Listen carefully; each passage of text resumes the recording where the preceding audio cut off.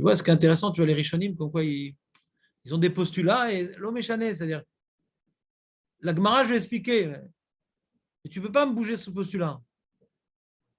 On ne peut pas être bouvé. Tu sais, des fois, tu as des conférenciers, tu sors des trucs, des Gemarot, et des Gemarot bizarres, ils en font des Yesodotes. On voit que ce n'est pas des Rishonim. D'abord, tu as des Yesodé Mouna. Lui, il sort les Yesodé Mouna, du Rov des Gemarot, du Rov des Psukim, on voit tout le temps notion, normalement, Hachem est puni pour les faux, il y a des notions qui reviennent tout le temps. Puis tu as un Gemara qui semble dire autrement.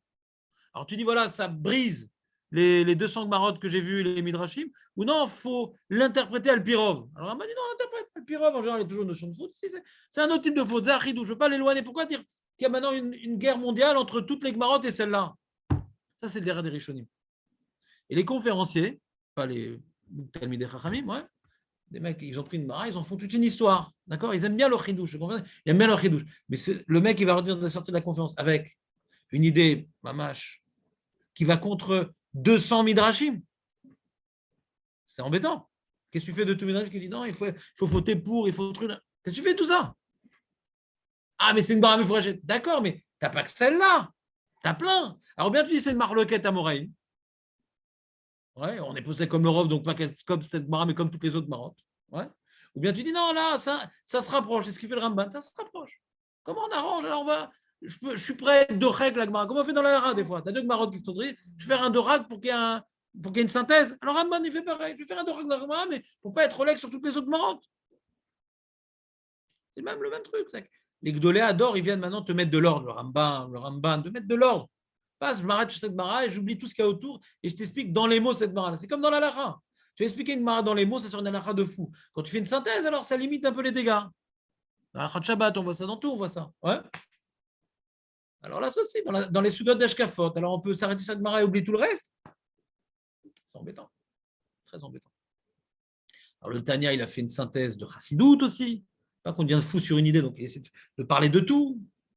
Alors, le Chassid foufou, il a une idée, voilà. Et il a oublié toutes les autres idées, et ça sort une idée qui est fausse, en vérité. C'est pour ça qu'il faut toujours, quand on développe une notion profonde, s'appuyer sur un gadol, parce que nous, on s'arrête sur ah, moi j'ai une idée, etc. Personne. Attends, mais tu n'as pas tout vu.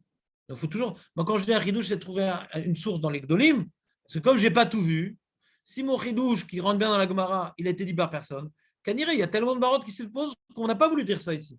Donc, je ne vais pas être Mechadesh une idée dans une Mara, parce que je n'ai pas tout vu.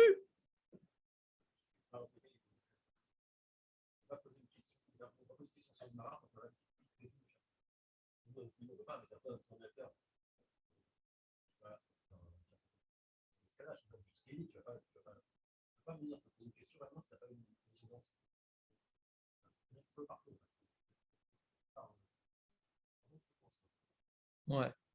C'est vrai et c'est faux cette idée-là. Dans les Rishonim, on va comme ça. Les Rishonim, quand ils ont une réponse, ils vont essayer toujours de trouver une réponse qui est sous-entendue ailleurs. Dans les Acharonim, il y a des Chidushim. Tu commences avec le Khatam Sofer, tu vois des idées. Tu vois, des fois, quand je vois un truc, tu me mets au-dessus Ritva, je dis c'est pas le Ritva. Tu peux pas m'avoir. Ça, c'est un Acharon. C'est pas une Zvara de Rishonim. Des ordres très nouvelles, très, très fines, mais poule palette. Des pile-poulim. Dans les Rishonim, tu vois très peu de pile-poulim. Tu vois des connexions. C'est pas que c'est faux.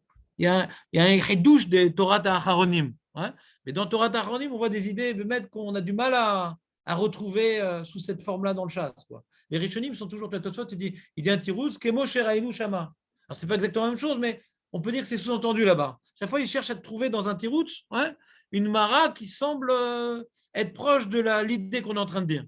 Acharonim, des fois, ils te disent des tirouzim que c'est des chidushim. Donc, c'est vrai ce que tu dis pour les Rishonim, mais pour l'Acharonim, ce n'est pas vrai. L'Acharonim, des fois, des Chidushim qu'on a du mal à vraiment asseoir sur une mara. C'est une nouvelle idée. Est-ce que c'est faux? Non, ce n'est pas faux. Si ils l'ont dit, c'est que c'est vrai. C'est Gdolim. Ce n'est pas moi qui ai fait ça. On a essayé de nous mettre Khamim. Mais Torah, l'imoud Acharonim est complètement différent que Torah des Rishonim. C'est une autre affaire. Il y a des Acharonim qui ressemblent à des Rishonim. T'as le Chazonish, t'as Rabbi Akiva Eger, t'as le Rashash. Ouais. Ils ont Torah Tarishonim. Ils essaient maintenant d'expliquer avec moi de manière des pages toutes, sans toutes sortes de pile-poulim, etc. Il y a des acharonim comme ça. Alors ça sort des chumrot, parce que la Gemara sent la sourd, et tu as besoin de sfexeka, de trucs, de toutes sortes de chidushim pour t'en sortir. Non, non. La Gemara se marche la sourd, donc la sourd. Donc la Razonich sort beaucoup de tromrot. Il est chora, c'est qu'à tout Bagmara. Il suffit comme si. Il y a plein de yesodot du Mishnah Bura de Psak, Alacha, et là on va faire Sfetsa, Rabanan. Radush qui dit Lo Matsanu Bagmara Yesod Kazé, donc Zelo Alacha. Ah, mais c'est mes fourrages dans tel Acharon. Lo Matsanu Bagmara. C'est Torah Tachazonish, l'Agmara. Rabbi Akiva Ger, l'Agmara. Et son genre, le Khatam Sofer. Alors Rabbi Akiva, il a plein de sarikun parce qu'il y a des styros dans l'Agmara qu'il n'a pas de réponse. Khatam Sofer, il a créé toute la Torah d'Acharonim, des pulpulim, des svod, etc. Sur chaque question, il y a une réponse.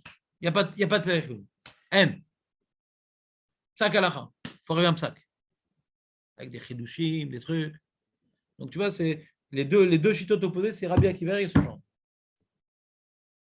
Complètement opposé. Très bien. Bon, je vous mets en boîte des grands rabbanim, je suis personne, donc peut-être je me trompe, je ne peux pas les mettre en boîte. Ouais. J'imagine que Khatam Sofer, il a des pshatim, que je ne suis pas assez fort pour vous mettre en boîte des rabbanim, que je ne suis même pas à la poussière de leurs talons. Ouais. Mais globalement, des années d'études que j'ai senti une certaine mouvance, mais je me suis peut-être trompé, donc excusez-moi si je me suis trompé. Moi, je pourrais compter par le nez, parce que Tais-toi. Arrêtez de rigoler. Non, mais non, mais il est là pour bouffonner. C'est dommage quand même. Non, tout sauf ça. C'est dommage de bouffonner comme ça tout le temps. Il y a un grand